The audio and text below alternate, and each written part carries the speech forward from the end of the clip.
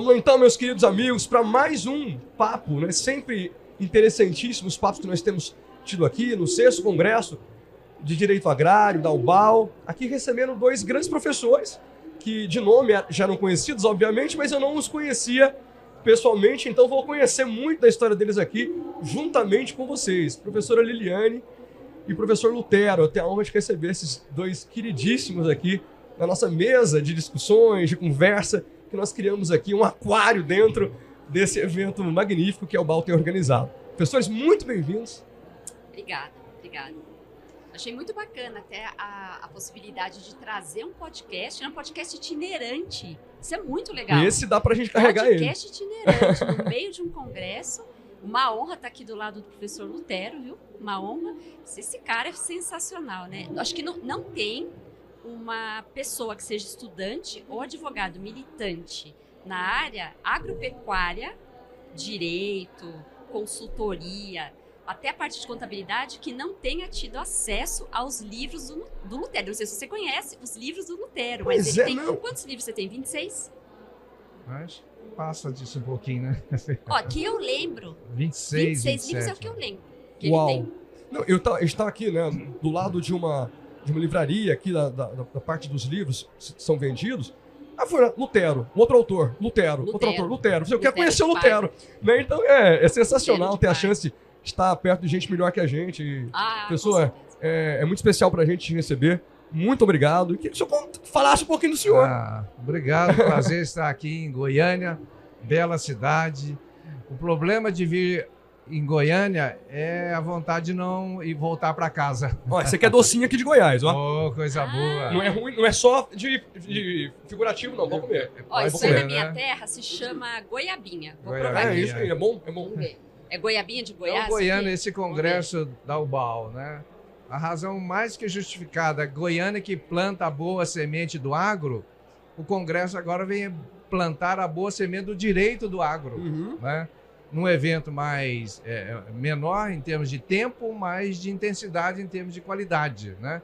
Bons pensadores do agronegócio estão aqui, né? Para alargar as nossas mentes, para poder enriquecer o nosso conhecimento. Todos nós só somos enriquecidos pelo outro, né? Ninguém se auto-enriquece no conhecimento. Não. É o outro que nos enriquece através da literatura, do artigo, da conversa, da discussão, né? E o advogado precisa estar sempre aberto ao conhecimento do outro, para ele não estagnar o seu, né? Então, estar aqui para mim é estar numa escola, verdadeiramente uma escola. Os grandes têm sempre essa característica, né? Essa humildade intelectual que nos torna porosos, né, professora, para receber realmente outras informações, ver o direito sobre outro aspecto, é sempre importante. É um negócio que eu tenho esse cuidado, assim. Tá dando aula sempre da mesma coisa, falando sempre do mesmo aspecto, sempre sobre o mesmo viés. E eu tenho, graças a Deus, a chance de estar em contato com professores, né? Circulando por todas as áreas. E é bom demais. Bom demais. É bom demais. Não sei se eu aproveito, mas que eu tenha a chance de estar em contato sempre eu tenho. Professor Liliane, eu queria te conhecer. Sabe que a minha área, eu trabalho há bastante tempo com direito tributário. Mas tributário voltado para o agronegócio tem o quê? Menos de 10 anos. Chega um cadinho mais perto do microfone. Mais pertinho aqui, ó. Isso. Ó, eu vou afastando, né? Mas trabalhando com direito tributário voltado para o agronegócio, não faz muito tempo. Tem menos de 10 anos. E é bem bacana que isso que você falou, que o Lutero falou agora, que a gente sempre está agregando conhecimento. Eu sempre estou crescendo as bases de trabalho, de estudo, e às vezes eu acabo desfocando um pouquinho do tributário, porque eu vejo que eu, particularmente, trabalho bastante com produtor rural, pessoa física. O Lutero trabalha com pessoa física, com jurídica, com fazendas, com tudo, né? A parte de vendas de fazenda, tudo que tem lá no teu site, a parte dos livros. Mas eu acabo pegando um pouquinho de cada área para agregar, para entender esse ser produtor rural que eu trabalho e incutir o direito tributário. Então, nesses quase 10 anos de trabalho que eu tenho, quase todo é com esse agente pujante aí, que fica dentro da fazenda, fica no centro aí da cadeia do agro, que é o produtor rural. Eu fico muito feliz em poder estar num congresso desse hoje aqui em Goiânia, e Goiânia é absurdamente agro, incrível. Sim. Aqui, incrível. Sim. Se bem que está crescendo bastante, não, Lutero? Tudo quanto é cantinho, agora a gente consegue ver um pedacinho do agro. Parece que o agronegócio foi descoberto em pouco tempo. Não se tem essa sensação? Eu muito tenho. engraçado. E seria até uma pergunta que eu faria, porque era uma dificuldade que eu tinha, professor. Nós sempre tivemos aqui, na Federal, inclusive, na UFG, uma escola muito forte no direito agrário. Sim. Né? O professor Paulo Tormin Borges, que eu Sim. gosto sempre de citar, porque tem uma obra importante de fundamentos da posse, né? Muito citado ainda, mas é um direito agrário. E agora eu venho para o direito do agronegócio. Professor, tem uma distinção importante, né? Se o senhor pudesse nos falar sobre essa distinção, direito agrário e direito do agronegócio. Fica mais no business, mais para atender outros aspectos. Me ajuda a entender. O direito que a gente chama do agronegócio, né? Que está, vamos dizer, em formação ainda em termos de academia. Sim. Mas ele é uma multiplicidade de relações jurídicas muito maior do que aquele do chamado direito agrário. Porque envolve commodities de efeitos internacionais, contratos internacionais de compra, de financiamento, importação, envolve relações do produtor com o governo federal, com os órgãos do governo, Ministério da Agricultura, Conab, seguradoras, né? Contratos de arrendamento, que faz parte do direito agrário, mas ele é tratado de uma forma hoje muito mais sofisticada dentro do agronegócio, né? Porque, na verdade, o agronegócio ele apareceu como uma realidade jurídica há pouco tempo, algumas décadas, né? Nós tínhamos a atividade agrícola, dizia, um pouco mais acanhada. Quando o Brasil ganhou o mundo, virou agronegócio, entendeu?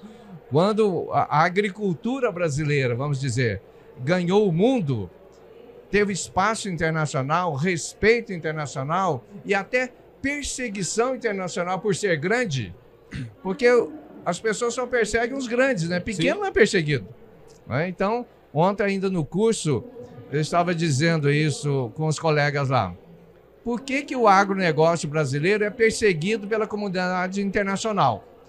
Eu, meu recolhimento, tomando um bom vinho e pensando numa sexta-feira, achei por bem buscar uma explicação na lei da física. Para dizer o seguinte, a lei da física diz que dois corpos não podem ocupar ao mesmo tempo o mesmo lugar no espaço. Essa é a física. Sim.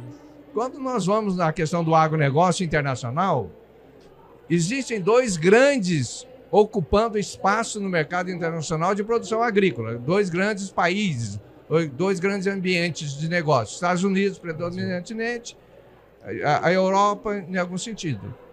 Esses dois estão ocupando dois espaços ao mesmo tempo. Eles podem ocupar. Mas aí chegou o Brasil para ocupar um lugar nesses dois espaços. Então o Brasil começou a empurrar. Olha, nesses dois espaços só cabem dois, não cabem três. Então, quando a gente começou a pressionar, veio a perseguição. Essa propaganda nefasta, propaganda negativa, do meio ambiente. O agro brasileiro mata isso, derruba aquilo. Ao invés de olhar na terra o que o agro faz contra a terra, eles deviam olhar para cima para ver a chaminé, o que a chaminé faz contra a atmosfera. Sim. E essa a atmosfera contaminada pela chaminé não é a chaminé do agro brasileiro, é a chaminé da indústria americana, Sim. chinesa e assim por diante. Que queima combustível fóssil para gerar energia elétrica. Exatamente. Então, se nós pararmos como agronegócio, nós vamos dar estado de instabilidade em muitos países por causa da fome. Sim. Então, ao invés de nos perseguirem, eles deveriam nos respeitar. Né? Numa área agricultável que aparentemente pode ter muita expansão ainda, né, professor? Bastante. Você sabe que agora com tecnologia a gente consegue trabalhar isso relativamente novo. A gente consegue trabalhar um cultivo muito, uma área muito interessante vamos falar de soja, por exemplo. Eu consigo plantar muito num espaço um pouco menor por conta do avanço da tecnologia, que é uma coisa que a gente não tinha antes. O Brasil é excelente nisso. A gente trabalha bastante com tecnologia de sementes. Cultivares, em qualquer lugar você consegue plantar hoje. Tudo que planta aqui dá, né, Lutero? Brasil é Brasil. Você falou do agronegócio, eu achei muito bacana essa comparação que o professor Lutero fez Porque muito brasileiro, realmente, agora o agronegócio está na crista da onda e todo mundo quer entrar e dar tchau na janelinha, né? Mas às vezes não sabe nem o que é. Então, quando a gente fala da parte de agropecuária, literalmente, o brasileiro ele acha que agronegócio e agropecuária é a fazenda. E na verdade não é, né? A gente tem a cadeia antes da porteira, dentro da porteira, depois da porteira. Então, a agropecuária seria o quê? Para quem não sabe, é o fazendeiro ali trabalhando. Sim. Agora, o agronegócio é muito interessante, tem até uma autora que está aqui com uma publicação de um livro aqui no stand, que é o agronegócio, que ela fez uma tradução de 2 autores americanos que em 1950, num estudo em Harvard, eles entenderam que a agricultura agropecuária não era só fazenda. Ele fazia o setor primário, secundário e terciário. Precisava de insumos, precisava do produtor trabalhando e precisava de alguém vendendo. Então aí cunhou. Lógico que antes tinha já também um conceito, mas o conceito que a gente conhece no mundo, ele advém do estudo desses 2 autores em 1950. Eu acho fantástico. E o Brasil, o celeiro do mundo, né? Vamos combinar? E o pessoal tem que estar com a gente mesmo, Lutero. Tem que estar com a gente mesmo, porque aqui, ó, se fechar a porteira aqui, ninguém come. Alimentam muito. Quantos milhões que a gente alimenta? 800 milhões de pessoas, o último dado que eu tinha lido. Exatamente. Tem uma frase antiga de um secretário de política americana que ele dizia que food is power. Alimento é poder. E verdadeiramente é. Sim. Até para quem tem muita arma, ele precisa de alimento para alimentar os seus soldados. Né? Então, o poder que existe no alimento é uma coisa incrível. Não existe vida sem alimento. Não existe saúde sem alimento. Eu estava até dizendo com uma colega ali, se nós tivermos mais supermercados, nós teremos menos farmácias. Verdade. Tá certo? Genial essa ideia. Até conseguindo ir de encontro mesmo, com a ideia que se tinha que a população cresceria em produção geométrica, o alimento não acompanharia, né? Sim. Com tecnologia faz milagre. Hoje, quando eu falo de soja, aqui na nossa visão não técnica, você tinha ela inserida em algum contexto ali, mais pro centro-sul. Hoje, ela se estende em razão de tecnologia. Né? Eu estou lançando aqui no Congresso hoje um livro que chama Agricultura, uma Política de Estado. Ele foi prefaciado pelo ministro André Mendonça do Supremo Tribunal Federal. Sensacional. Que legal. Qual que é a ideia de política de Estado? É que eu acho, como a coisa tem acontecido, que o agronegócio não pode estar sujeito a uma política de governo. Uhum. Porque a política de governo ela é instável e é limitada a um governo. E ela sofre as interferências ideológicas daquele governo. E o agronegócio não suporta estas mudanças bruscas. Eu até disse lá no livro que o agronegócio ele suporta e enfrenta bem as intempéries climáticas. Mas as intempéries político-ideológicas ele não suporta. Então, para que essa política agrícola não fique variando governo a governo, e às vezes dentro do próprio governo, do período de governo, ela poderia ser estabilizada numa política de Estado. Então, uma política de Estado, ela é duradoura, ela é firme, ela não depende do governante, porque a agricultura não pode sujeitar-se ao governo. Notadamente aqueles governos que tantas vezes se levantam contra o agronegócio. Num suicídio político, econômico e social, inclusive. Né? Então, a ideia do livro... Muitas vezes dando até uma resposta ao que se diz internacionalmente, como se precisasse dar uma resposta, né? Então, quer dizer, eu não sou o pai da ideia, né? Eu estou junto com tantos outros que também pensam isso. Eu só materializei a ideia nesse livro para sugerir e provocar os colegas a gente pensar nessa possibilidade para que isso chegue até o Congresso Nacional e estabilize-se, então, uma política de Estado para uma agricultura que segura a estabilidade social do país há muitos anos. Sim. Então, ela merece um tratamento melhor. Perfeito. Professora, a gente tem... ainda que nós não tenhamos uma autonomia muito clara, didática, científica, desse ramo, né, que parece estabelecer direito do agronegócio, você acha que é importante nós termos um estudo do direito do agronegócio, como se nós separássemos dentro do cenário, no nosso campo de estudo do direito, o tributário daqui, o trabalho daqui, o previdenciário daqui, o civil, o empresarial. Parece ser mais empresarial do que civil hoje, a compreensão. Só uma questão. Eu vou ter que sair para uma reunião ali do O Congresso. senhor já tinha falado isso antes, professor, tá tudo Me certo. desculpem a delicadeza, mas eu vou deixá-los com a Liliane, que já é suficiente para conhecer tudo do agro. Professor, é um prazer pra gente receber. Obrigado a Bom evento oportunidade. pro viu? senhor. Bom, excelente lançamento. Obrigado. E agradeço Bacana. a oportunidade de estar aqui com vocês. A oportunidade feliz foi nossa de ter conhecido o senhor pessoalmente. Obrigado. Viu? Tá? Forte abraço. Muito obrigado. Professor, Vou tomar o lugar do Lutero. Então, ainda que não exista essa autonomia científica, didática, como um ramo próprio, só acho que é importante mesmo ter um olhar detido sobre o estudo do agronegócio separado de outras áreas do direito, pegando, né, tributário, pegando as diversas áreas para ter um olhar filtrado pelo agro. Olha, difícil você conseguir fazer uma matéria específica só de agronegócio. Sim. Eu não vejo essa possibilidade. Sim. Porque eu vejo a possibilidade de conjugar algumas matérias. Então, eu posso trabalhar com a parte de direito tributário, direito ambiental, direito constitucional, direito administrativo, separado, trabalhar com a parte processual. Sim. Mas, no fim do dia, o termo agronegócio, na minha visão, ele tem um cunho político muito forte. Esse livro que o Lutero está Sim. lançando aqui no Congresso, ele é muito interessante, porque você não tem a menor dúvida que esse conceito, como eu falei para você, que ele advém de dois estudiosos americanos e que está difundido mundialmente, a ponto de uma autora brasileira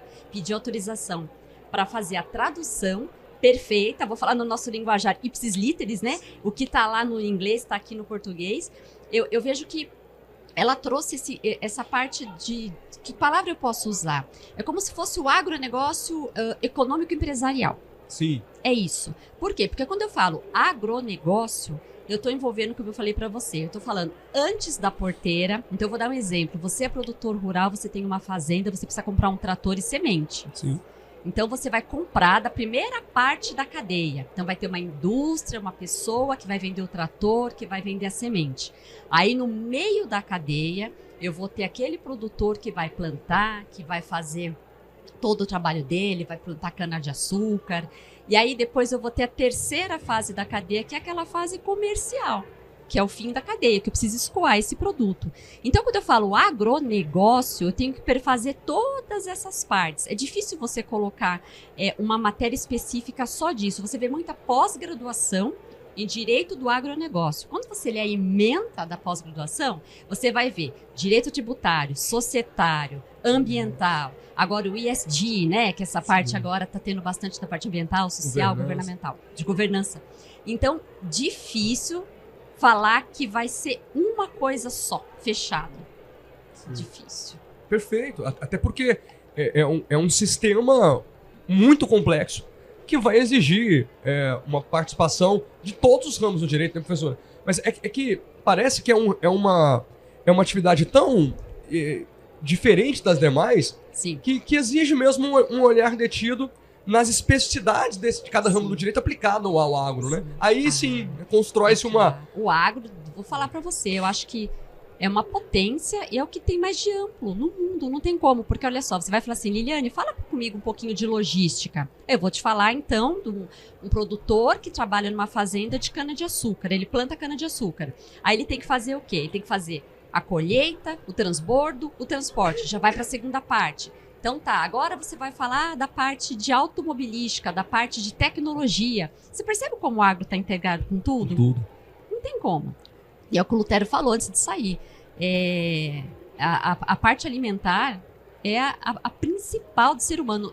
Ah, Liliane, eu quero um carro. Tudo bem, mas se você comprar o teu carro, você tem que comer para trabalhar, para comprar. Eu quero fazer política. Não tem jeito, você tem que comer para estudar, para poder fazer a tua política. Então, a base é alimentar. Inclusive, na pandemia, a gente estava com o PIB bem elevado. Uma parte do PIB, o agro era responsável em torno de 27%, salvo engano.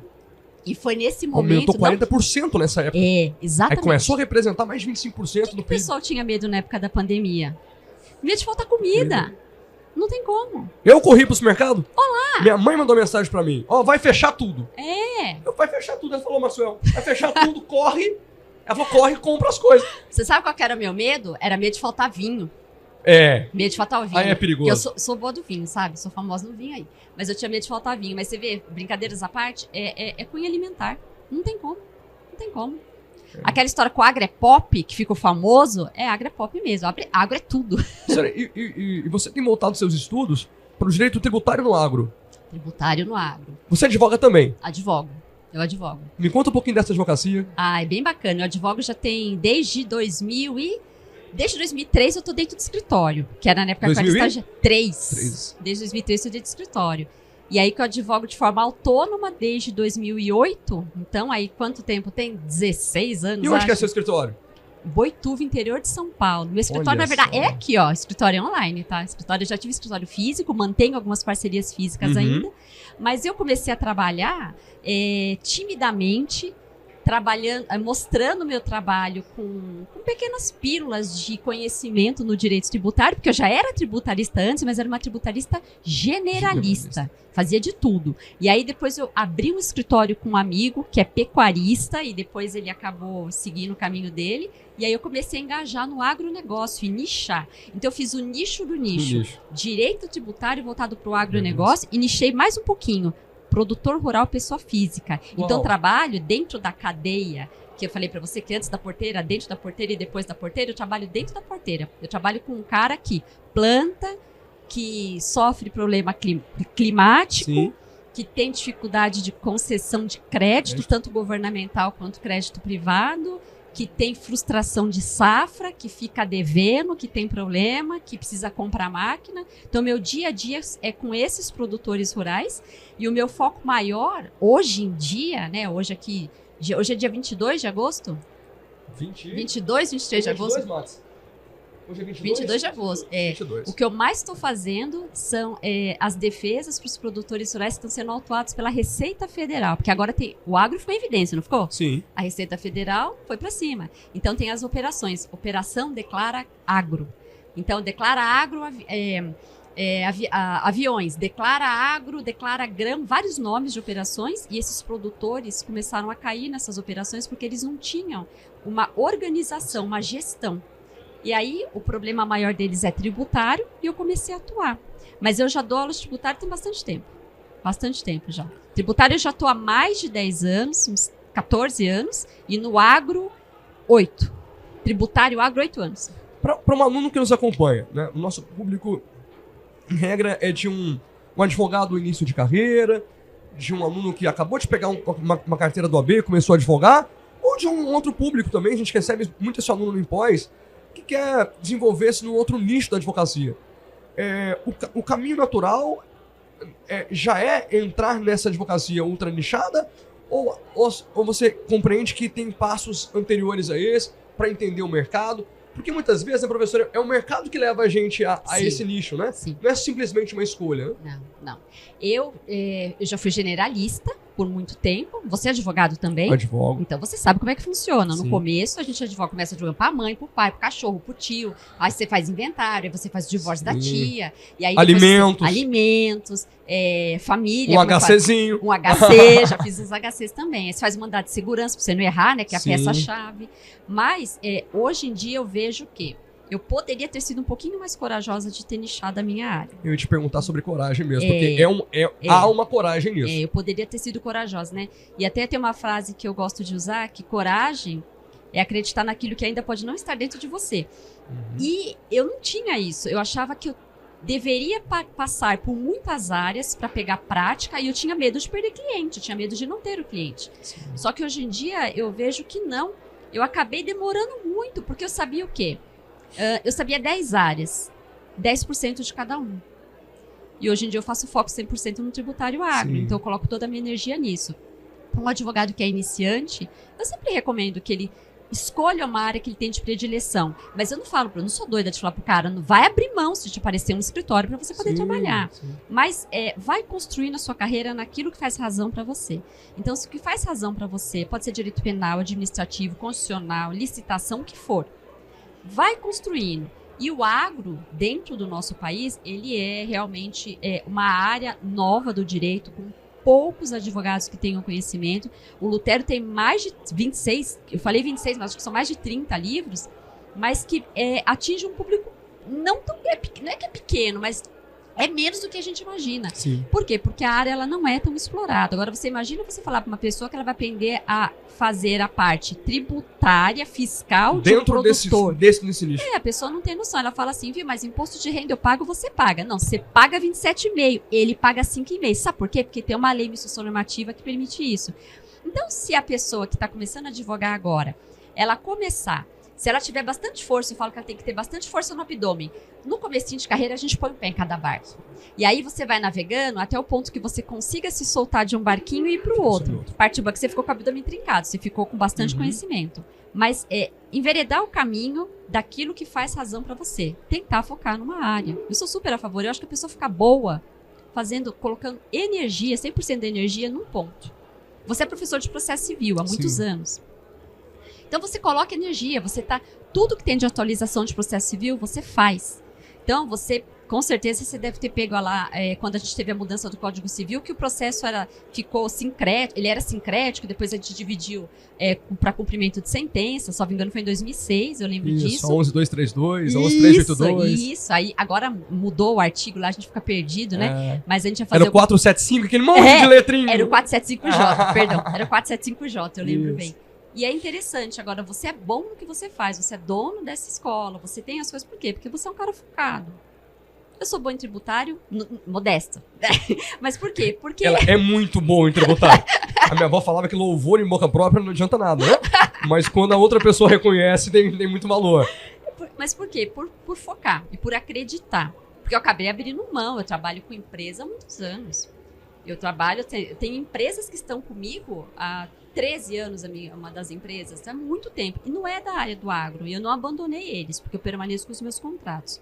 Mas eu fui aos pouquinhos tirando aquelas empresas, aqueles clientes que não tinham o meu perfil. E fui focando no agro. Eu sou bastante otimista, acreditei bastante em Deus. Porque deu muito certo.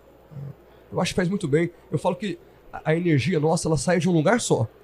Você deriva ela para várias coisas, mas ela sai de um lugar só. Né? Inclusive a social, a energia que você tem para a família, para tudo, ela sai de um lugar só. Por isso que a gente se esgota muitas vezes. E quando você tira a energia de um lugar só e dissemina ela para muitas coisas, obviamente você não está entregando o seu melhor em cada uma delas. Né?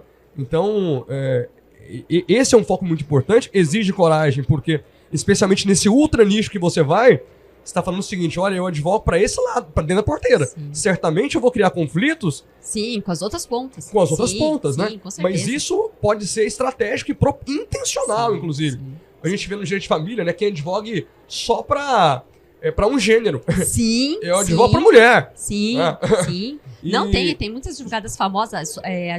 Tem até uma advogada em São Paulo que é a advogada das mulheres ricas. Sim. Ela faz direito de família para um nicho com intencionalidade, né? Sim, e faz muito bem. E é óbvio que ela vai gerar um burburinho do outro lado, vai gerar crítica, que favorece, inclusive, ainda mais o reforço do nicho dela, né? Com certeza. Tá deixando o cara depenado. É isso que eu quero. É isso mesmo. Elas usam esses termos, inclusive. Né? Vamos tomar tudo deles. É isso mesmo. É isso que a gente quer. O couro do cara. Aí vai fazer. Olha, então ela fica até com estigma, né? Sim. Quando eu tiver um problema tal, qual pessoa eu vou chamar? Essa advogada. Quando eu tiver um problema específico de processo, quem eu vou chamar? Ele. Tributário, ela. O direito agrário, que é a parte um pouco diferente, mas dentro do agronegócio, vou chamar Lutero. Então, eu acho que é bacana. Eu não sou dona da verdade, eu só estou colocando um posicionamento pessoal, relativo, não é absoluto, mas é através de uma experiência de ver que, puxa vida, se tiver coragem mesmo, acreditar, aquela sementinha ali que fala, cara, eu vou. Tenta nichar. E não estou puxando sardinha só pro agro, não. Pode ser penal, pode ser, como eu falei, civil, administrativo, processo, o que for. Sim. Mas eu acho que o ser humano ele consegue se doar mais quando ele foca. Perfeito. A gente tem feito aqui, professor, um trabalho, obviamente eu sou professor, então eu sou entusiasmado com a educação, a gente adora o que faz, né? E as pós foram sendo criadas e muito nesse nadar contra a correnteza. Porque você vai para um mundo hoje de ultra agilidade, que as pessoas querem pílulas de conhecimento e dali já saem falando o que conhecem. Sim, né? sim. Não se lê muita doutrina mais, nem se produz tanta doutrina mais, porque na outra ponta você não tem muito quem lê, você vai perdendo a energia da produção, né? E... Os alunos mudaram? Professor, eu acredito que eles mudaram muito. Eu acho, primeiro, que o direito está sendo buscado por... Isso tem um lado muito bom, por alunos que não buscavam direito há um tempo. Mas também é buscado, e aí pela democratização do ensino, que tem muita importância, assim, mas às vezes por pessoas não vocacionadas ao direito. E talvez isso seja ruim para todo mundo, sabe, professora? Tanto para aquele que se frustra, porque se não há uma vocação dentro disso aqui é muito difícil, né? Se não há paixão no direito, é algo difícil porque ele exige tempo, maturação, não dá a resposta imediata. E por um lado, frustração também para aquele que busca um advogado de qualidade, tal, porque esse cara que não tem vocação certamente não vai impulsionar o estudo. Sim. Então, agora, o que eu sinto para quem tem vontade de buscar densidade no estudo, de informação, nunca foi tão fácil, professor. E hoje em dia a gente tem muito conhecimento, olha. Eu lembro que quando eu fazia pesquisa, as pesquisas eram na revista RT. Você lembra? Sim, demais. Pesquisa, RT. Então, a gente era na época do processo físico, sim, né? Que você chegava no balcão do fórum. Quantas vezes chegava no balcão do fórum? Extrato, podia pegar só 10 processos. Isso, pegava 5 volumes, esquecia o terceiro. Aí lia de trás para frente, puxava a cota no balcão. Nossa. Hoje em dia você consegue trabalhar com fazer tecnologia. Cópia. Nossa. Vários e vários volumes. Verdade. A gente tinha uma tábua no escritório com 2 pregos, a gente desmontava e depois fazia cópia para gráfico de instrumento. Fazia cópia. Fotocópia para gráfico de instrumento. E se faltasse um documento indispensável, o agravo era inadmitido. Exatamente. Hoje em dia, pelo fato do processo ser digital, você consegue só referenciar as folhas que está no processo de primeira instância, manda lá o seu agravo para segunda instância, está tudo certo. Então, olha o trabalho que a gente tinha para poder performar como advogado. Hoje em dia, a pessoa consegue bons vídeos no Instagram, bons vídeos no YouTube, muito material. Palestras inteiras abertas. Palestras como essa que a gente tem aqui hoje. A gente está com o congresso online. Exato, de eventos abertos, mas muitas vezes, depois que o aluno ainda pode falar, mas eu não tinha grana para fazer e tal. Professora, em processo civil, eu te falo assim, tem quase todas as importantes palestras que foram feitas, estão abertas no YouTube. A gente tem acesso à sustentação oral hoje, ao vivo. Ao vivo, isso é verdade. Só não assiste quem não quer, que são aulas importantíssimas, né? Para o advogado não passar as vergonhas que o outro tá passando. Eu falo para eles, assiste, não quer fazer nada. Assiste audiência de instrução, assiste sustentação oral. Eu passei vergonha, viu? Porque hoje em dia a gente tem que seguir a liturgia, né? Então, hoje em dia, você assistir no YouTube, você entra lá no Tribunal de Justiça, já tem todos os horários, quem vai sustentar, como é que vai ser, você pode entrar lá e assistir, né? Sim. Mas eu falo que a advocacia não é uma profissão, é pra forte, né? Porque eu falo que é uma das únicas profissões que você se expõe ao extremo para muitas pessoas no seu primeiro passo. A primeira audiência vai estar lá.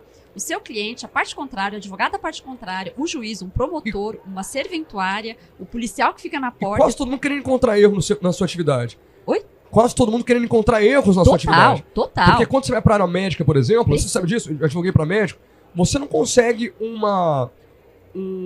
médico declarando que a cirurgia do outro foi mal feita. Exatamente. Agora, na advocacia, é o contrário. Às vezes, o colega do escritório, se puder, depõe contra o outro. Exatamente. Nossa profissão é muito difícil nesse aspecto. O cliente está nos testando a todo momento, especialmente na fase oral do procedimento. Né? É realmente muito custoso. Exatamente. Eu falo para os meninos, estude, porque a chance de você prestar um serviço hoje melhor que os outros, estudando um pouquinho a mais do que a galera estuda, é muito grande. Eu falo que o direito é muito grato com aqueles que estudam, porque um pouco de estudo a mais te coloca numa proporção muito diferente na advocacia. Então, professor, assim, a gente luta muito assim para trazer. O que a gente fez em 10 anos, com certeza um aluno seu faz em menos da metade do tempo. Desde que ele queira se aproveitar dos atalhos. Mas ele tem que querer. Ele tem que querer. Porque quando você traz um professor para a sala de aula, eu te ouvindo aqui, eu tô aprendendo muito. Eu trago um professor Lutero, trago um professor de qualquer das nossas pós, que a gente escolhe, né, professor? Pessoas que são referências pra mim. Renato Buranello. Eu falo pro menino assim, cara, você tá tendo a chance de ouvir esse cara falar na sua frente uma advocacia fabricada em 20 anos, o cara leu de tudo. E tá aqui em um final de semana de pós, trazendo atalhos pra sua advocacia. Se você não aproveitar isso... Não, nem me fala. Não dá pra falar depois que o universo não conspira e tudo mais, porque hoje, pessoal, pra quem quer ter acesso... Tem muita condição. Não adianta, eu falo pra eles também, sabe, mas eu tenho 10 pós-graduações.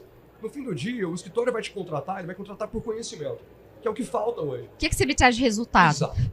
Né? E ter o ímpeto da advocacia, que é gerar resultado, que é resolver conflito, no fim das contas, um resolvedor de conflito, um resolvedor de angústia. Nossa, falou tudo, é exatamente isso. É exatamente isso. E o mercado nosso aqui, por exemplo, não sei como é que é o seu programa, não deve ser tão diferente, todos os escritórios, pequeno, médio, grande porte em Goiás, estão contratando e com dificuldade de contratar. Abre a boca, tem 2 vagas, escritórios pequenos e grandes. Sim, todo mundo, eu brinco, todo mundo tem 2 vagas. Mas as pessoas não estão nem se apresentando para as vagas com interesse de fato trabalhar. Meu amigo, minha amiga, se você tem interesse, tem vontade, estude. Ah, mas você está vendendo pós-graduação? É muito mais que isso, porque você pode fazer uma pós também e não assistir às aulas, não adiantou nada. Você tem um título que não te resolve nada. Agora, com bom ânimo, com vontade, com coragem, eu falo para os bota tesão, bota tesão, bota gostei. algo que você faz. Gostei. E busque, não tenha vergonha de trabalhar para os outros também. Os meninos estão com esse medo. Ah, vou trabalhar para os outros, gerar resultado para o escritório. Sim! Que bom que você tem a oportunidade de gerar resultado para alguém. Depois só tem 2 saídas. Ou você vira sócio dele, ou você se desenvolve e faz sua própria advocacia. Não você tenha medo, que não vira tenha escola, medo de trabalhar para alguém. Não, nem fala. Isso é uma coisa que eu ouço também. Eu quero empreender. Escuta, você quer empreender com o quê? Você tem o quê de base? Ah, mas eu não quero ser funcionário do outro. Calma, mas tem hora que a gente precisa. Tem uma frase, eu adoro frase, que é uma que é de pequeno que se torce o pepino. Começa aprendendo de pequenininho ali. Ah, mas eu não quero fazer tal coisa. Faça. É muito comum você ver que grandes escritórios mantêm, às vezes, sócios por 20 anos. Sim. E depois o cara sai e abre a banca dele. Sim. Legitimamente, muito bom. E toque, cria uma nova banca e mais funcionários. Cria pessoas novas. Se eu for trabalhar para você e me desenvolver lá dentro, a tendência é que você não queira que eu saia. Sim. E para isso minha condição melhora ali dentro. Nossa, vira Então, sócio. ainda que você não pense por altruísmo, para gerar resultado para alguém, que só por isso para mim já é genial. Sim. Trazer resultado para o cliente e tudo mais. Ainda que não seja por isso. É pensando egoisticamente. Quando você desenvolve dentro de um espaço, a pessoa não quer que você saia dali depois. Não. Ela, Não. obviamente, vai valorizar o seu trabalho. Mas um ponto que você trouxe que eu achei bem bacana, e mais uma vez, por você ser professor, por você ter a sua pós-graduação, seus cursos, você percebe que os alunos, não estou generalizando, mas muita gente tem preguiça e quer coisa pronta. Muita gente quer coisa ver, pronta. né, professor, eu acho que, claro, a gente não despreza nunca o relevo da rede social, da internet, bem empregado, a gente tá falando agora, tem tudo lá, né? Agora, a gente entra também na rede social, professora, que só se fala de felicidade e alegria. E venda de cursos, que ensinam a vender cursos, que no fim, na ponta, não tem nada a ser entregue, porque isso é genial também, o que os caras fazem. Estelionatários do ensino, que Estelionatários do vendem ensino, cursos isso mesmo. para ensinar alguém a vender curso. Isso, no fim do dia, é bom só para quem está vendendo e para você que vai receber. Você Sabe nem o que faz com aquilo. não sabe o que faz. Não sabe o que faz. Então, Isso é muito olha, eu bato muito nessa tecla. A gente não é dono da verdade de jeito nenhum, mas quando a gente, né, vai vendo acontecendo, eu acho que a gente tem também a obrigação de falar o que você acredita. Né? Não é dono da verdade, mas se você acredita em algo, fala, né? Marketing jurídico funciona, óbvio, depois que eu tenho o produto para fazer o marketing. Não adianta nada eu fazer um curso de marketing jurídico primeiro, e nós temos. Tem lá a formação em marketing jurídico, digital, tal. É sensacional, desde que eu tenho que entregar. Sim. Então, para que a professora Liliane possa vender e fazer uma campanha de marketing, hoje a advocacia está buscando tráfego pago e tudo mais. Sim. Tudo bem, mas o que você vai entregar? É o que você falou, no final é resultado. Você fez um comentário agora há pouco. Abre 2 vagas no escritório de advocacia, mas não tem gente para preencher essa vaga. Por quê? Porque a pessoa foi lá, não estudou muito, não quis fazer muita coisa, e talvez ela fez uma pós-graduação que ela deixou o computador ligado, só assistindo, e chega na hora que ela vai fazer uma entrevista, ela não consegue e não sabe muito menos entregar resultado. É isso. Então, e depende. Você vê, a gente voltou. Tem que ter coragem e tem que ter comprometimento. Força de vontade e comprometimento. Liliane, eu fiquei muito feliz em ter te recebido aqui. Eu mais ainda, né? Nossa, adorei. É bom demais. Eu falo que realmente a parte boa, né? Você tá à frente de uma escola e tal, e nós temos aqui talvez alguma importância local, e a gente vai recebendo os professores que a gente sempre admirou. E a parte boa para mim do GD, obviamente, além de ter contato com os alunos, que eu amo, né? Eu falo que eu amo os meus alunos hoje porque eu passo muito mais tempo com eles do que com a minha própria É que família. você começou professor antes de abrir. Muito É, antes. muito antes. Né? E a melhor parte para mim, tirando essa de estar em sala de aula, não é de ter um negócio. Claro, pensa-se como negócio, é a empresa, tem que gerar resultado, tem que pagar todo mundo. Sim. Mas, professora, eu acho incrível a chance que eu acho que o Papai do Céu é muito, muito bacana comigo, de me colocar em contato com os professores que sempre foram minhas referências, que sempre me inspiraram. Eu tenho a chance hoje de bater papo com eles, de aprender sobre o negócio, sobre direito, sobre vida, sobre tudo. E quando a gente grava esses podcasts, a gente faz também na nossa unidade, tem um estúdiozinho lá, sempre foi com a intenção de passar para as pessoas aquilo que eu achava que era um privilégio meu. De almoçar com as minhas referências, de estar tomando um café com um professor que eu me inspiro. Assim, gente, só eu tô ouvindo, vamos deixar mais gente ouvir. Né? E sempre foi nessa perspectiva. Assim. É claro que a gente quer vender pós, obviamente. E, aliás, a gente acredita muito na pós que a gente vende. Né? Para mim é curso. A galera do comercial fala que é um produto. É um curso que, sim, se bem feito, vai te capacitar para você aplicar amanhã o que você aprendeu hoje. Mas esses momentos, assim, para mim, são impagáveis, os que eu tenho de estar com os meus professores, com você, né? Que a gente já conhecia de nome, mas tem aqui a chance de conhecer pessoalmente, de saber que é gente como a gente, que está também aí... na luta, estamos na luta também. Né? E, professora, muito obrigado. Eu que agradeço. Eu agradeço, fiquei muito feliz por poder estar aqui com você, participar, ver o seu trabalho, que é muito bonito, muito bacana. E esse altruísmo, vou chamar de altruísmo, né? De ter a possibilidade de ter contato com várias pessoas e falar, por que vou deixar só para mim? Então, isso é público, né? Você vê que é mais uma coisa que você leva para conhecimento das pessoas que têm vontade. Sim. Que têm vontade de procurar, de crescer, de fazer acontecer. Então, parabéns para você, para sua equipe, para todo mundo aí, ó. Você também, ó, adorei que tá aqui atrás das câmeras, Max ninguém tá vendo que é o cara que tá mexendo em tudo aqui. Eu falo que o Max é um mago do audiovisual. Porque ele faz assim, professora, ele monta as coisas, nos ajuda muito. É quem grava nossas aulas também, nos nossos cursos de UAB, de pós-graduação. Que legal. E o Max é um amigo querido de muitos anos. Você tá com uma turma boa pra caramba, Graças parabéns, viu? Parabéns. Mais uma vez, obrigada. Obrigado, tô super feliz de estar aqui nesse evento. Você é inspiradora e, além de tudo, você tem um jeito muito acolhedor e um jeito muito querido.